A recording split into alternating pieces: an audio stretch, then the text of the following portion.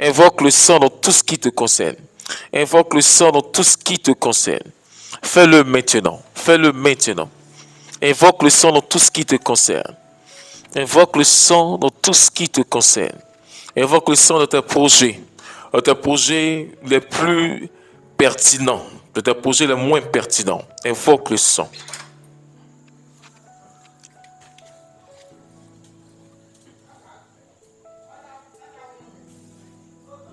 Invoque le sang de tes projets les plus pertinents, de tes projets les plus minimes. Tout ce que tu entreprendras de faire par le sang, ces choses seront données à Dieu.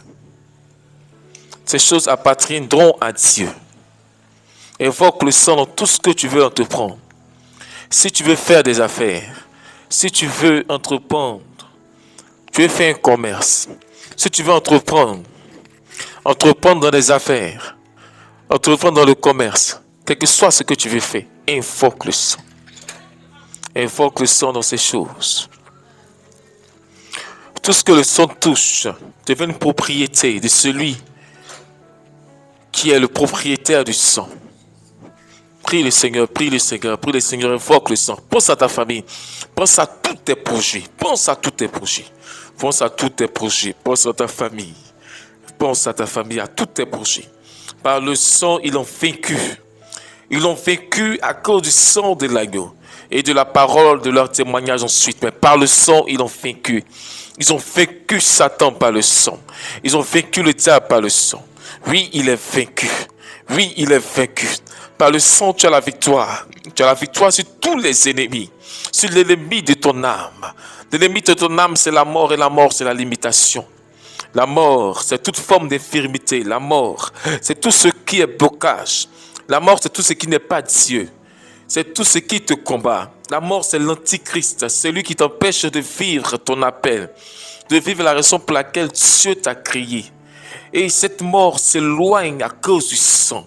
Lorsque le sang de l'agneau était sur les linteaux des portes, dans la vallée de Gozem en Égypte, à cause du sang, l'esprit de mort a sauté. La mort n'a pas frappé là où il y avait le sang. Parce que le sang était la marque de la personne qui n'était pas comme les autres. De la personne qui ne faisait pas partie du lot de ceux qui doivent mourir. De la personne qui ne fait pas partie du lot de ce qui doit être limité. De ce qui doit être réduit. De ce qui doit être détruit. Donc la mort a détruit tout. Sauf ceux qui avaient sur leur linteau le sang. Et par le sang, tu as la victoire sur tous tes ennemis. Regarde ton ennemi et regarde le sang. Regarde ton ennemi et mets le sang. Regarde ton ennemi et mets sur lui le sang. Invoque le sang sur ton ennemi interne, la chair, tes envies, tes passions. Invoque le sang sur ton ennemi externe. Tout ce qui t'empêche de réaliser le projet pour lequel Dieu t'a semé, pour lequel Dieu t'a envoyé dans ce monde. Toutes ces choses, ce sont les manifestations de la mort. Et le sang a le pouvoir sur la mort. Ils ont vaincu l'ennemi de nos âmes à cause du sang de l'agneau et de la parole de leur témoignage. Toi le témoin, parle.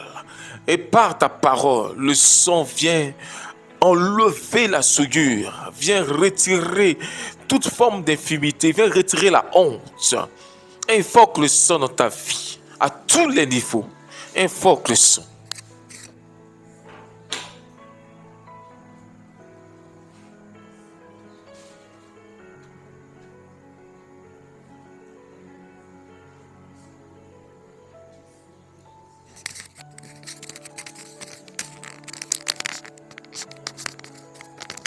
Invoque le sang, invoque le sang.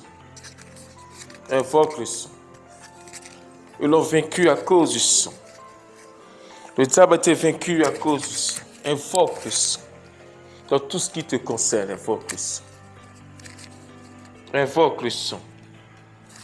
Invoque le sang. Invoque le sang. Dans tout ce qui te concerne, invoque le sang. Tu vas encore prier le Seigneur. La paix, la grâce, toute bonne chose nous vient de Dieu. Et nous avons toutes ces victoires par le sang de l'agneau. Amen, amen, amen. Nous allons encore prier le Seigneur. Cette fois-ci, tu vas prier le Seigneur afin de lui donner toute la place. Pense à cette place. Il veut avoir toute la place dans le temple. Le temple, c'est toi qui es le temple. Il veut avoir toute la place. Il veut que le temple devienne lui-même. Il veut maîtriser tout en toi, tout sur toi, tout à ton sujet. Il veut être le roi qui règne en maître sur tout ce qui te concerne. Donc invite-le. Dis-lui de venir prendre sa place parce que c'est sa place. Il t'a racheté, tu lui appartiens. Donc tout ce que tu es, tout ce que tu as lui appartient parce que tu lui appartiens. Lorsqu'on rachète un esclave, lorsqu'on achète une personne, on l'achète avec tout ce que la personne possède. Lorsqu'on dit telle personne m'appartient, c'est que ce qu'il possède est aussi à moi. Et lorsque Dieu t'a racheté par sa grâce, il t'a racheté, tout ce que tu possèdes là est à lui aussi. Tu vas l'inviter, de sorte qu'il vienne dominer toutes choses. Le Saint-Esprit qui est en toi, qui vient maîtriser, qui vient dominer, qui vient être le maître par excellence. C'est celui qui domine tout ce qui te concerne. Prie le Seigneur, qui vient prendre toute la place maintenant dans ce lieu. Maintenant, au niveau de cette connexion, maintenant, à tous les niveaux de ta vie, qui vient prendre toute la place. Celui qui est le consolateur, celui qui nous montre le chemin et celui qui est le chemin.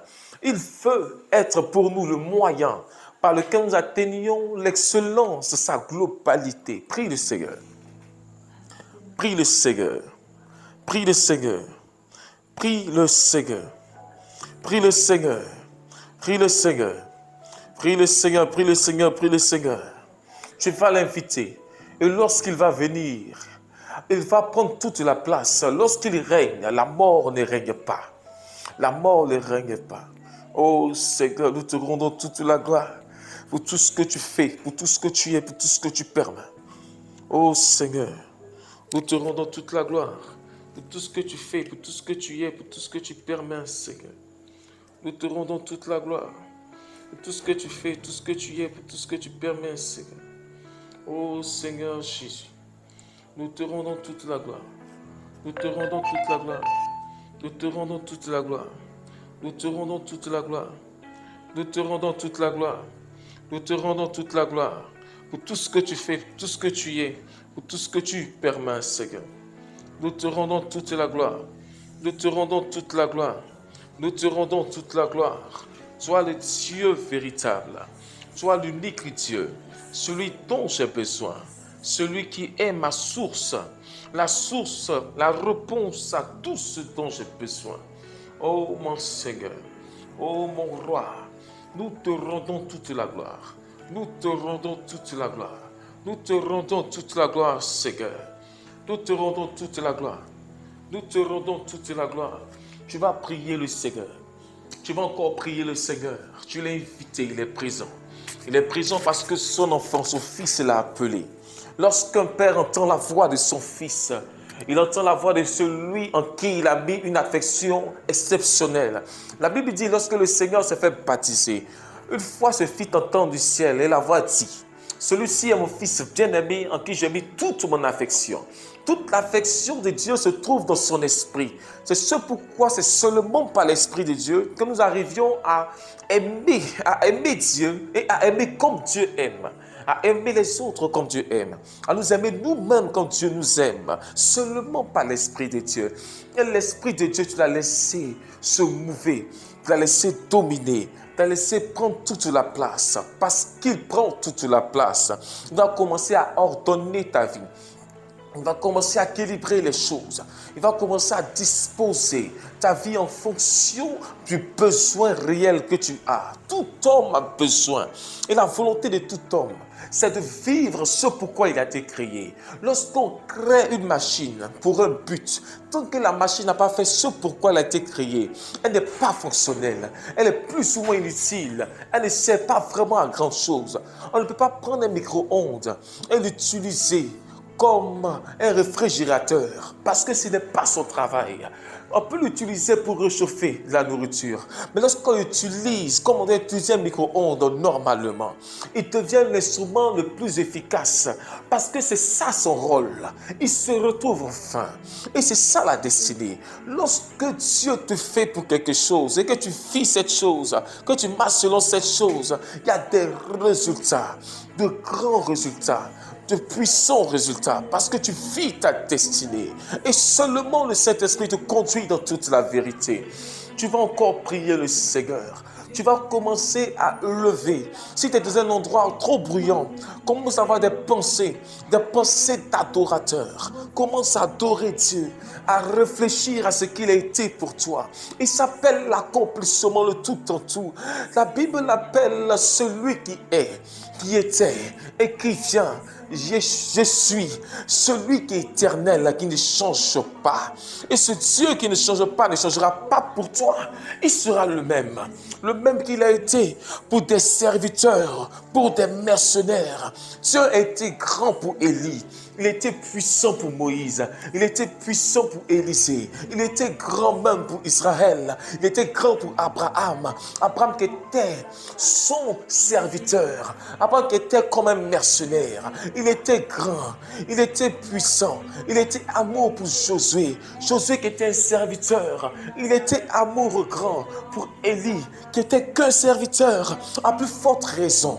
Comment sera-t-il pour celui qui est son fils, pour toi qui es son enfant? Il sera plus que grand, parce que le serviteur n'a pas la même place que l'enfant dans la maison. L'enfant dans la maison, c'est celui qui est l'héritier, c'est celui qui est le roi, qui est le prince, le roi en devenir. Lorsque Dieu te voit, il voit ce roi qu'il a tant cherché.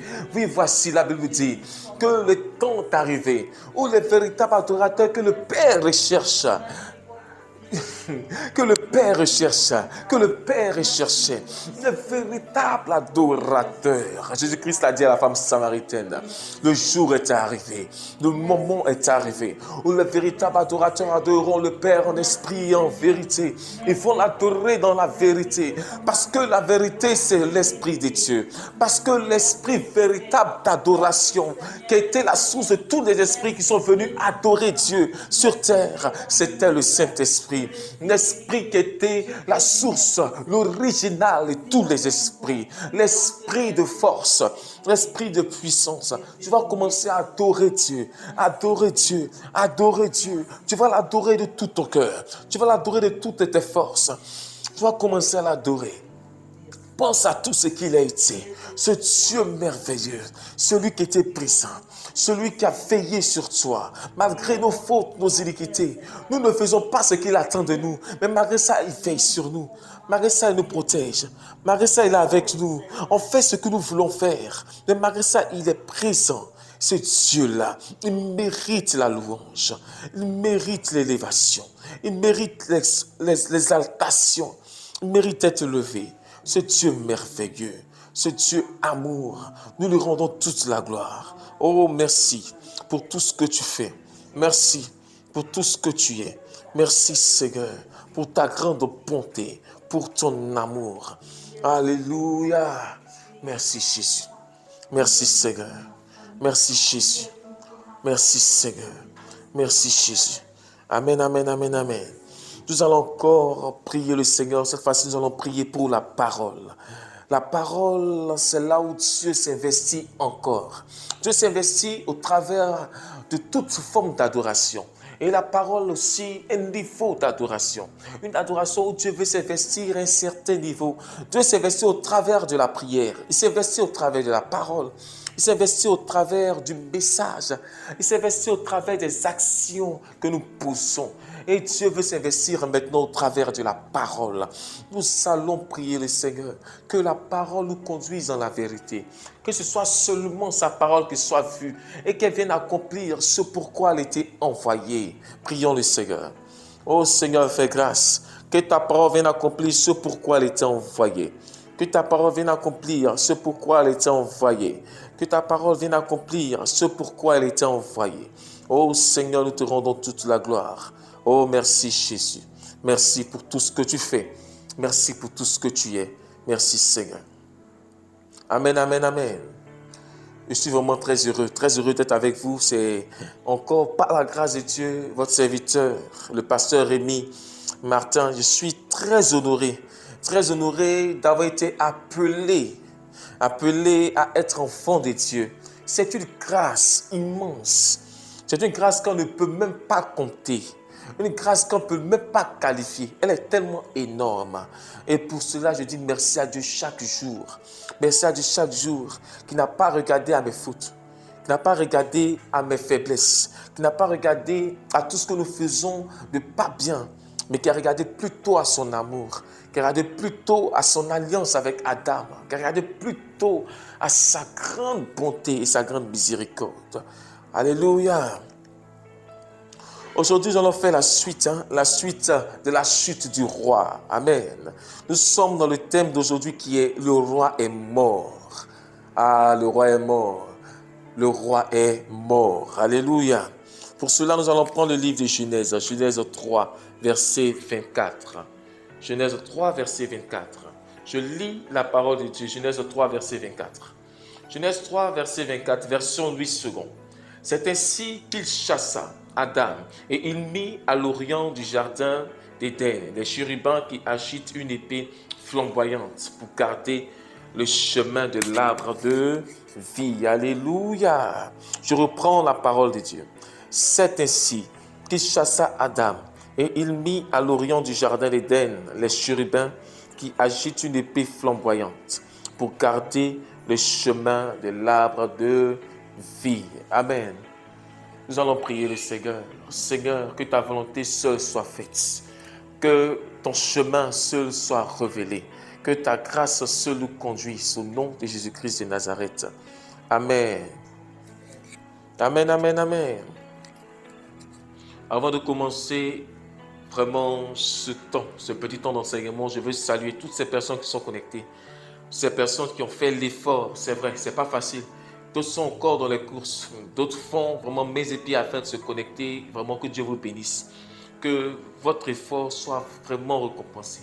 La qualité de l'œuvre est au niveau de la qualité aussi de la grâce qui viendra ensuite. Dieu ne permet rien au hasard et seulement les forts sont ceux qui relèvent les défis les plus importants. Amen. Et je crois que j'ai des personnes fortes parce qu'il y a des défis grands à relever. Il y a des personnes très importantes qui relèvent des défis énormes chaque jour dans leur vie. Que Dieu vous bénisse. Qu'il bénisse vos familles. Amen, amen, amen. C'est ainsi qu'il chassa Adam et il mit à l'orient du jardin d'Éden les chérubins qui agitent une épée flamboyante pour garder le chemin de l'arbre de vie. Le roi est mort. Avant le roi est mort, nous avons fait, le dimanche passé, nous avons fait la chute du roi. Ici, nous sommes maintenant au niveau de la mort du roi. Le roi est mort. De quel roi s'agit-il? Lorsque Dieu a créé, pour revenir un peu sur ce que nous avons fait la dernière fois, lorsque Dieu a créé le monde, Dieu a créé le monde et a permis que ce monde puisse être dans une mouvance particulière. Il crée le monde et il met au niveau du monde un homme qui crée le sixième jour afin qu'il puisse être celui qui doit assujettir, qui doit gérer cette terre. Celui-là même qui est le responsable de ce que Dieu a créé. Donc qui est responsabilisé, qui est le responsable de ce que Dieu a créé. Cet homme qui devient ensuite le responsable de ce que Dieu a créé. Amen, amen, amen, amen. Le roi est mort. Il s'agit ici du premier roi. Le premier roi, c'était Adam. Dieu crée. La Bible dit que le Seigneur a créé le monde. Et lorsqu'il a créé l'homme, il dit, assujettissez la terre, dominez la terre. Le roi a pour rôle d'assujettir, de dominer, d'être le berger d'un territoire. Mais lui, il doit être le bon berger. Donc ici, il s'agissait d'un roi. Un roi qui devait être bon berger parce qu'il devait fonctionner à la manière de celui qui l'a créé. Lorsque tu fonctionnes à la manière de celui qui t'a créé, c'est que tu fonctionnes dans sa volonté. Et fonctionner dans la volonté de Dieu, c'est seulement vivre sa destinée. Faire ce que Dieu attend de toi naturellement. Vivre sa destinée. Et c'est de cela qu'il s'agit. Et lorsque tu vis ta destinée, tu fonctionnes à la manière de toutes les balises, à la manière dont on t'a fabriqué. On t'a fabriqué pour ça. Et Adam avait été fabriqué pour ça. Fabriqué pour faire l'œuvre de Dieu. Fabriqué pour marcher sur le chemin de la domination du monde. Donc c'était naturel pour lui, il ne forçait pas. Adam n'a pas besoin de forcer afin d'appeler un animal, afin de donner un nom aux animaux, afin que les animaux le servent ou la terre le serve. Il n'a pas besoin de forcer parce que tout est naturel. Il est fait pour ça. Amen, amen. Tu es fait pour ta destinée. Tu es fait seulement que pour ta destinée. C'est ce pourquoi, quand tu ne vis pas ta destinée, tu as des limitations parce que le monde veut t'obliger à vivre ta destinée.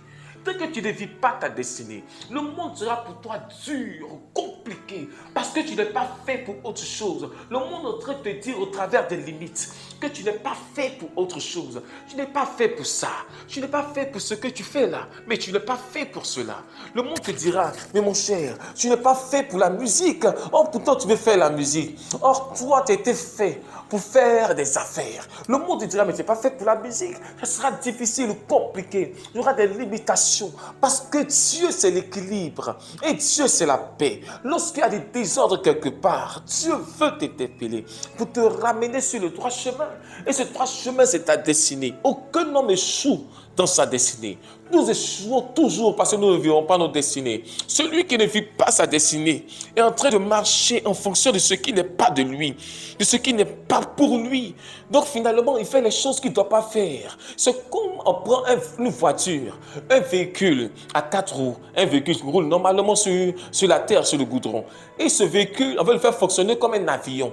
Afin de le faire fonctionner comme un avion, soit on le dénature. Sinon, le véhicule n'est pas fait pour ça. La voiture n'est pas faite pour ça. La voiture n'est pas faite pour s'envoler. Le cheval n'est pas fait pour voler. Le cheval est fait pour galoper. L'oiseau n'est pas fait pour galoper, mais l'oiseau est fait pour voler. Donc, tant que tu ne fais pas ce pourquoi tu as été créé, il y aura des problèmes. Adam était le roi. Adam faisait ce pourquoi il avait été créé, c'était naturel. Il dominait, assujettissait la terre. Mais un jour est arrivé où le roi a été frappé. Le roi a été frappé. Sa chute a été préméditée. Préméditée par l'être qu'on appelle Satan. Celui qui est l'adversaire, celui qui est l'opposant. Satan n'est pas seulement une entité que tu connais. Satan n'est pas seulement celui qu'on appelle axe brillant. Satan, c'est celui qui est l'adversaire. En hébreu, Satan signifie même adversaire. Celui qui est adversaire, celui qui te combat, d'abord de ton âme à la chair. La chair, c'est le premier ennemi de l'homme. Parce que la chair, c'est l'ennemi au niveau de l'esprit. Donc, au niveau même de la volonté de Dieu pour toi. C'est comme si, lorsque Dieu crée un homme, il met dans cet homme sa volonté. Et sa volonté là, c'est ce qu'on appelle sa destinée. C'est sa volonté pour la personne. Et lorsque tu viens dans la chair, dans ce monde-ci, que tu nais, le monde-ci, au travers d'abord de ta chair, de ton âme, va créer un contraire, une volonté contraire. Parce que la volonté de la chair, c'est ta mort. Et la volonté de l'esprit, c'est la vie. Mais la vie de toi, ta vie, est la vie de tout ce que Dieu te donne, de tout ce vers qui Dieu t'envoie. Mais là, ça devient compliqué. Parce que la chair va commencer à te combattre au niveau de la volonté de Dieu, au niveau de ce que Dieu voulait vraiment, au niveau de ce que Dieu avait destiné vraiment. Je prie le Seigneur que la volonté de la chair ne puisse point prévaloir sur la volonté de l'esprit, que la chair ne domine pas l'esprit, que ta vie ne soit pas conduite par ta chair, mais qu'elle soit conduite par l'esprit, parce que l'esprit c'est la vérité. Amen, amen, amen, amen. Lorsque nous lisons plus loin, nous allons plus loin. Voici le roi. Le roi, c'était une entité exceptionnelle. Le roi, c'était une entité très puissante. Oh, le roi, c'était Adam. Et Adam a échoué. Il a échoué. La Bible dit, il a mangé le fruit de la connaissance du bien et du mal. Et lorsqu'il a mangé le fruit de la connaissance du bien et du mal, l'homme est mort. Et le roi est mort. Le roi est mort. La Bible dit, le salaire du péché, c'est la mort. Le péché, c'est le fait de ne plus être en accord avec Dieu. Le fait de ne plus être en harmonie avec Dieu. C'est là le péché. Quand tu prends la décision de plus être en harmonie, en phase avec la volonté de Dieu, c'est là on dit que tu pêches. Donc le péché peut être à plusieurs niveaux. Depuis la destinée, il y a des personnes qui, lorsqu'elles ne vivent pas, leur destinée se disent que c'est pas grave. Tant que je ne fais pas quoi, tant que je ne fornique pas, tant que ma vie là, dans ma vie, je ne fais pas les choses comme la médisance, je ne vole pas, c'est pas grave. Le péché, c'est lorsque tu es pas en harmonie, lorsque tu n'es pas en harmonie, lorsque tu es en désaccord avec la volonté de Dieu. Quelqu'un qui ne vit pas sa destinée pêche chaque jour. Quelqu'un qui voit la volonté de Dieu, qui lui dit, va. Et cette personne, il faut lui donner 25 francs, 10 000 francs, 10 euros, 20 euros. Et tu fais ce que tu veux, tu ne vis pas la volonté de Dieu. Et là, tu es en train de pécher parce que tu n'es pas en adéquation avec Dieu. Tu n'es pas en harmonie avec sa volonté. Et c'est là qu'on pêche. Et le salaire du péché, c'est la mort. L'homme a péché. Il a brisé l'harmonie entre lui et Dieu. Il a brisé l'accord qu'il avait. Il a brisé ce lien-là au travers du choix nouveau qu'il a fait. Et la mort est entrée. La mort a été le suprême sur lui. La mort l'a dominé. La mort l'a assujetti.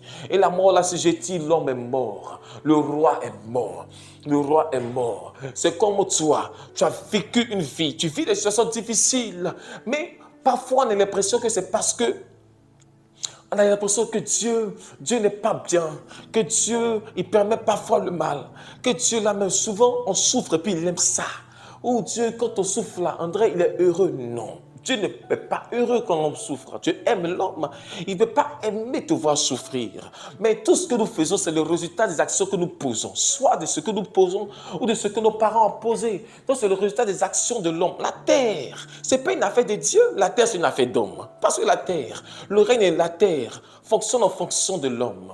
Regardez, lorsque l'homme a mangé le fruit de la connaissance du bien et du mal, l'homme a été assujetti à une entité. Il n'a pas été assujetti par Satan. Satan ne s'est pas assis sur lui. Lucifer n'est pas devenu le roi de l'homme. Il n'est pas devenu le seigneur de l'homme. Parce que l'homme a mangé le fruit de la connaissance du bien et du mal. Lorsque l'homme a mangé le fruit de la connaissance du bien et du mal, c'est la mort qui a assujetti l'homme. Si bien qu'aujourd'hui, aucun démon, même Satan lui-même, ne peut pas passer pour détruire l'homme comme il veut. Ce n'est pas possible. S'il veut détruire l'homme, il doit passer forcément par la mort. Tant que la mort ne lui donne pas l'opportunité, tant que la mort ne lui donne pas la faculté, le salaire du péché, c'est la mort. Parce que tu pêches, tu meurs. Et parce que tu meurs, Satan a le pouvoir de te faire du mal. Il a le pouvoir de te dominer. Donc, le pouvoir ne se trouve pas dans les mains de Satan, non. C'est jamais trouvé dans les mains de Satan. Mais le pouvoir se trouve dans les mains de la mort. Et c'est la mort qui est le problème. Et c'est pourquoi c'est la mort que Jésus-Christ est venu vaincre à la croix. C'est la mort qu'il a vécue dans les tombeaux. Parce que c'est la mort qui a reçu, qui a gardé, qui a englouti toutes les prérogatives de l'homme. Toute la puissance là a été mise. La mort a assujetti. Donc, c'est la mort qui est le problème. Celui qui domine la mort est celui qui a dominé le monde.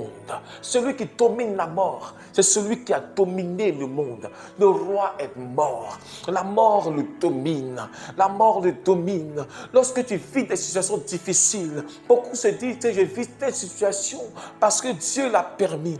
Dieu permet parce que Dieu, c'est la loi. Le salaire du péché, c'est la mort. Aucun homme ne vit sa destinée et souffre ici. Ce n'est pas possible. Tant que tu ne fais pas ce que Dieu veut que tu fasses, tu auras toujours des limitations pour te ramener sur le droit chemin. La Bible dit, selon Psaume 23, voici l'Éternel est mon berger et je ne manquerai de rien. Après, l'on parle de houlette et son bâton me rassure. Donc la houlette et le bâton me rassurent. Lorsque je dévie et sors du chemin, la houlette, le bâton me tape.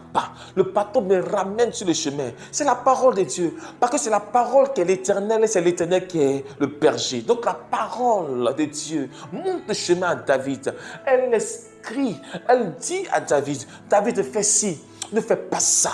C'est ça la parole. Et c'est ça Dieu. Dieu veut par sa grâce, par sa nature, il veut te ramener sur le droit chemin. Il ne te frappe pas parce qu'il t'aime, mais c'est parce qu'il ne t'aime pas. C'est la nature qui te limite, de sorte que tu puisses te rendre compte que tu n'es pas sur le bon chemin. Le roi est mort. Et lorsque tu es mort, tu es limité. Lorsque le roi était mort, il était limité. Regardez un peu. L'homme a mangé le fruit de la connaissance du bien et du mal. Après, il a appelé la femme Ève. Et la femme a reçu ce nom. La femme n'a pas refusé ce nom. Il n'a pas perdu toute son autorité. Il n'a pas perdu tout son pouvoir. Mais il a commencé à s'éloigner de Dieu pas à pas. Un peu, un peu. Un peu, un peu.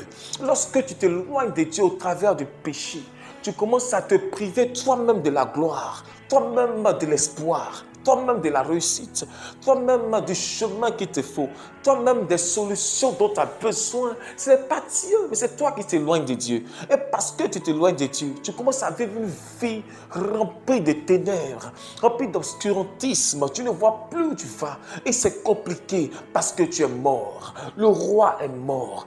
Celui qui est mort n'a plus de pouvoir, n'a plus de force. Celui qui est mort, il n'existe plus. Il n'est plus heureux.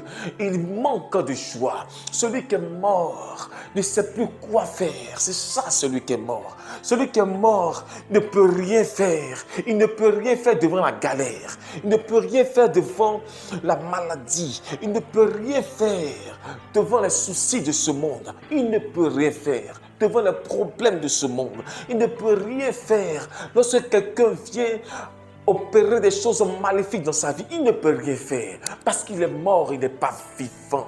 Et le roi est mort. Mais qu'est-ce que Dieu a fait lorsque le roi était mort? Dieu n'a pas laissé le roi mort, mais il a commencé à mettre en place. Parce que le système selon lequel Dieu a créé le monde, c'est un système d'équilibre. Mais si le roi est mort un jour va se relever.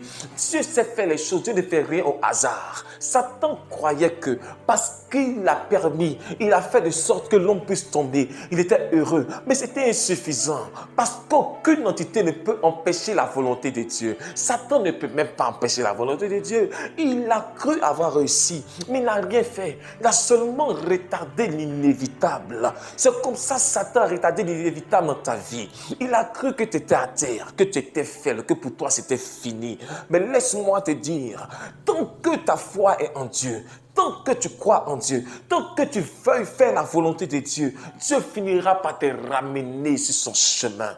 Satan croyait avoir réussi avec Adam, mais il s'est rendu compte que le second Adam qui était Jésus a accompli ce que Adam devait accomplir. Donc, Satan n'a rien fait finalement. Il a seulement retardé l'inévitable. Et le roi était mort. Le roi n'est plus mort parce que le roi, au travers de nous, a commencé à vivre. La Bible dit à ceux qui l'ont reçu, selon Jean 1, verset 12, à ceux qui ont cru en son nom, au nom de la parole. Au commencement était la parole de Dieu. Elle était avec Dieu, elle était Dieu. Et tout ce qui a été fait par la parole. Et voici cette parole est venue habiter parmi les hommes. Mais à ceux qui l'ont reçu, elle leur a donné le pouvoir de devenir enfants de Dieu. Elle leur a donné le pouvoir de vivre enfin. Et voici Jean 3,16.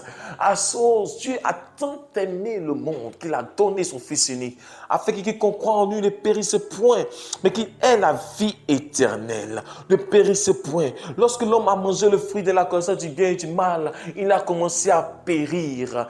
Lorsqu'il a mangé le fruit de la connaissance du bien et du mal, la Bible dit au verset 23, voici l'homme, Genèse 3, verset 23, voici l'homme. L'homme a mangé le fruit de la connaissance du bien et du mal et est devenu comme l'un d'entre nous. Nous devons l'empêcher de manger le fruit de vie afin de vivre éternellement. Ce qui s'est passé, les conséquences du fruit de la connaissance du bien et du mal, qui était la mort de l'homme, parce que l'homme n'était pas prêt, qui était la mort de l'homme, s'est arrêté. Dans Jean 3,16, à tous ceux qui l'ont reçu, à tous ceux qui ont reçu le Seigneur, à tous ceux qui ont cru au Fils, la mort s'arrête, ils ne périront point. La mort qui était ordonnée depuis Genèse 3 s'arrête enfin. La mort s'est arrêtée et ils auront enfin la vie éternelle. La vie éternelle que Dieu lui-même avait empêché Adam d'avoir. Chassons-le du jardin afin qu'il ne n'arrive pas à manger ce fruit, afin qu'il ne prenne pas ce fruit et vive éternellement là. Ce même arbre, ce même fruit, cette même vie éternelle, on l'a reçu par gloire. Jésus-Christ au travers du Saint-Esprit. Le Saint-Esprit qu'on a reçu, c'était le retour du roi. Mais c'était plus un roi comme le roi qu'on avait connu. C'était plus un roi comme un roi qui était l'image. Mais c'était un roi qui était accompli. De l'image, il est passé à la nature de Dieu même. De l'image, le roi est devenu le roi, pas seulement de la terre, mais le roi à la même hauteur que celui de son Seigneur. Le roi qui est co-héritier avec son Seigneur Jésus, avec l'Éternel Dieu. Le roi qui domine sur tout ce qui existe, depuis les cieux jusqu'à la terre. Le roi qui était mort, le roi est ressuscité, devenu une autre personne, devenant quelqu'un de spécial, de particulier. Le roi, c'est celui qui domine désormais sur tout ce qui vit, sur tout ce qui existe. Et les anges sont soumis à sa grâce. Les anges font sa volonté. La vie elle-même est soumise à sa présence. Le roi, enfin, le roi est né.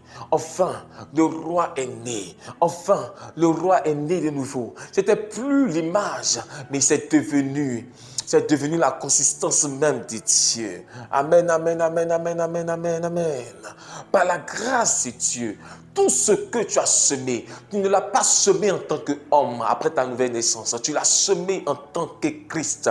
Tu l'as semé en tant que fils de Dieu. Tu l'as semé en tant que roi régnant sur tout ce qui existe. Parce que tu règnes sur tout ce qui existe. La Bible dit que les anges viennent exercer des ministères en notre faveur. Ils viennent nous obéir. Ils viennent faire notre volonté. Parce que c'est la volonté du roi. Ils obéissent au roi et au prince. Ils viennent faire la volonté du roi. Tu vas prier le Seigneur et commencer à bénir le Seigneur. Commencer à bénir le Seigneur pour ce qu'il a permis que tu sois. Commence à prier le Seigneur. Commence à lui dire merci. Merci. Merci parce qu'il t'a choisi et tu es devenu héritier. Héritier, tu es devenu le nouveau roi. Ce roi puissant. Prie le Seigneur. Commence à lui dire merci. Tu es devenu le nouveau roi. Tu es devenu le roi puissant. Tu es devenu le roi nouveau, celui qui domine tout ce qui existe, pas seulement sur la terre. L'ancien roi dominait que la terre, mais le nouveau roi domine de sorte que le siège, son trône soit au ciel et la terre devient désormais son marchepied. Le nouveau roi, il est trop puissant pour ce monde. Oh, commence à prier, dis merci à Dieu. Oui, Seigneur. Amen, amen, amen. Tu vas prier encore le Seigneur et tu vas commencer à refuser tout mensonge de la chair à ton sujet, tout mensonge du monde à ton sujet. Tu es le roi que Dieu s'est choisi. Tu es celui qui attend le monde. Le monde n'attend pas un pasteur extraordinaire ou des gens qui ont des dons extraordinaires. Le monde attend Dieu et Dieu se manifeste au travers de toi. Tu vas commencer à prier le Seigneur et dire au Seigneur, Seigneur Jésus, me voici. Je veux faire ta volonté. Je ne veux pas que une chose m'empêche de te voir comme tu es, de me voir comme je suis. Prie le Seigneur. Prie le Seigneur. Commence à combattre tout ce qui t'empêchera de te voir comme tu es.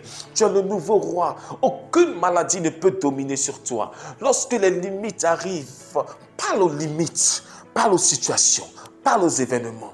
Parle en tant que nouveau roi. Le nouveau roi domine à la manière du Christ, à la manière de la parole de Dieu, à la manière de Dieu lui-même. Commence à dominer sur ta vie. Toi qui as des projets, commence à parler à ces projets. Tu ne parles pas en tant qu'un homme qui a seulement la foi, mais tu parles en tant que nouveau roi, en tant que le Fils de Dieu, le Fils du roi des rois, celui qui règne sur ce que son Père a créé. Commence à prier, commence à prier. Commence à prier sur tes biens. Commence à prier sur tes biens. Commence à prier sur tes biens.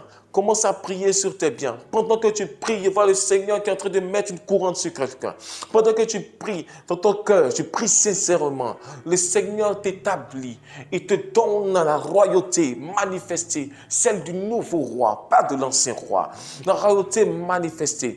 Pendant que tu es en train de prier, le Seigneur va déployer au travers de toi de puissants dons afin de révéler, de montrer aux gens qu'il est présent, ceux qui appelaient sa grâce. Sa grâce, ils vont la voir au travers de ton service, au travers de ton obéissance.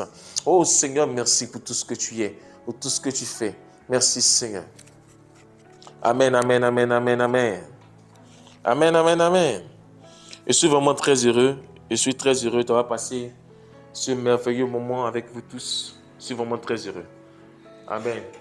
Que le Seigneur vous bénisse, qu'il bénisse vos entreprises, qu'il bénisse tout ce que vous allez faire, tout ce que vous allez entreprendre. Tout ce qui nous appartient à Dieu. Il n'y a rien qui n'appartient pas à Dieu. Tout ce qui nous appartient à Dieu. Il faudrait que cela serve à l'avancée de son œuvre au travers de l'obéissance. Tant que tu obéis à Dieu, au travers de tout ce que Dieu t'a donné, tant que tu mets ces choses à son service, tu fais ce qu'il attend de toi et tu vis ta destinée. Mais bien plus que des personnes qui ont fait des croisades. Tant que tu fais ce que Dieu veut que tu fasses, tu fais la même chose. Celui qui a fait des croisades, même qui, au travers de ces croisades, a eu plusieurs âmes. Ah, tu as eu des âmes, c'est tout. Et l'autre a fait ce qu'il devait faire, toi tu as fait ce qu'il devait faire. Tant que tu fais ce que tu dois faire, tu évolues dans le Seigneur et tu t'amasses des trésors inestimables. Mais ne fais pas le travail d'autres personnes. Tant que tu feras ce que Dieu attendra de toi, tu seras élevé. Il y a des témoignages qui viennent où des gens ont prié. Ils ont fait de longues croisades, de grandes croisades. Et après ces croisades, ils n'ont pas eu de grandes récompenses. Les gens étaient surpris. Mais il a sauvé des âmes. Oui, il a sauvé des âmes. Mais est-ce qu'il a fait ce que Dieu attendait qu'il fasse? Lorsque tu viens sur terre, il y a une place. Ta place, elle est là. C'est comme si tout ce que tu dois gagner normalement, Dieu le sait, tout est là. Et quand tu viens sur terre, tu fais ta volonté. Les âmes seront sauvées et le ciel sera réjoui. Mais tu risques d'avoir, tu ne veux pas avoir ce que Dieu veut que tu puisses avoir. Parce que tu n'as pas forcément fait sa volonté. Faire la volonté de Dieu, c'est écouter Dieu. Fais ce que Dieu attend que tu fasses. Tu peux être là. On ne sauve pas une âme un jour. On sauve une âme souvent toute la vie de la personne. C'est parce que tu as prêché que l'âme était sauvée. Parce que tu as prêché, le gars, il a compris et il a voulu s'asseoir pour écouter. Peut-être que tu as prêché, le gars, il a dit que maintenant même, la affaire de Dieu va prendre ça au sérieux. Peut-être, mais ce n'est même pas ça. Peut-être que c'est parce que chercher une église. Tu crois que c'est parce que tu as fait un programme qui a eu 100 personnes, donc tu as sauvé 100 âmes. Tu n'as pas sauvé 100 âmes. Il y a 100 personnes qui ont accepté de te suivre. C'est tout ce que ça signifie. Je n'ai pas dit il y a 100 ans que tu es sauvé. Souvent, les âmes avaient été sauvées depuis longtemps. Ce n'est pas toi. C'est un travail de jour, un travail de nuit, un travail de chacun. On ne sauve pas une âme un jour. On fait un travail. Tant que tu fais ce que Dieu attend de toi, là, c'est là même que tu sauves vraiment les âmes. Où il y a des gens qui ont rendu d'énormes témoignages à cause des pasteurs. C'était des pasteurs qui n'ont jamais parlé de Jésus bizarrement. Des pasteurs qui étaient là, il a dit non, moi je donne ma vie à Dieu à cause de toi. Il dit ah pourquoi? À cause de ta manière de faire, aujourd'hui j'ai devenu chrétien. À cause de ta manière de faire, aujourd'hui j'ai devenu pasteur. Les gens étaient surpris. Parce qu'il faisait seulement ce que Dieu attendait de lui. Il n'allait plus loin que la parole. Il devenait la parole. Or la parole guérit. Elle apporte la paix et elle sauve. Vraiment que Dieu nous bénisse. Nous sommes au thème de notre programme.